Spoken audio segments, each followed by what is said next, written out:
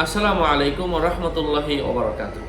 সম্মানিত প্রিয় উপস্থিতি, আজকের এই ভিডিওতে আলোচনা করব স্বপ্নে নিজের শরীরে আঁচিল দেখলে, চুলকানি দেখলে, বসন্ত দেখলে কি হয়। তিনটা বিষয় নিয়ে আজকে আমরা এই ভিডিওতে জানবো ইনশাআল্লাহ।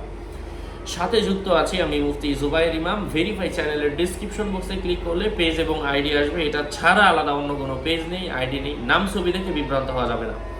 প্রত্যেক ভিডিওতে বলি অনেকে আমার নামে বিভিন্ন আইডি পেজ খুলে ভরে ফেলছে, সাবধান। স্বপ্নে আঁচিল দেখার অর্থ হচ্ছে প্রচুর বর্ধনশীল সম্পদ বোঝায়, তবে এটা শেষ হওয়ার আশঙ্কা রয়েছে। শুকনো খুজলি বা দাঁত স্বপ্নে দেখলে নিকট আত্মীয় হতে দুর্দশায় পতিত হওয়ার পূর্বাভাস রয়েছে। ভেজা রসুনযুক্ত চুলকানি, দাঁত ও খুব কষ্ট পরিশ্রমে সম্পদ লাভের অর্থ বোঝায়।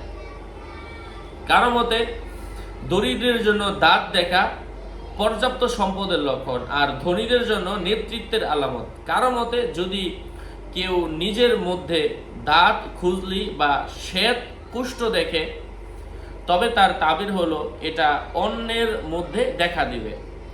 মুখের ফুসকুড়ি ফেটে পুঁজ বের হতে দেখলে বিজয় ও সফলতা আসবে।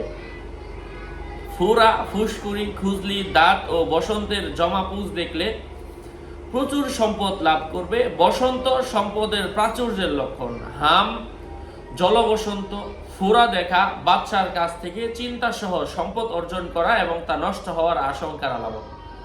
ফোরা স্বপ্ন দেখলে যে পরিমাণ তাতে পুঁজ দেখবে সেই পরিমাণ সম্পদ বোঝাবে। শরীরে ময়লা দেখা অধিক গুনাহের নিদর্শন।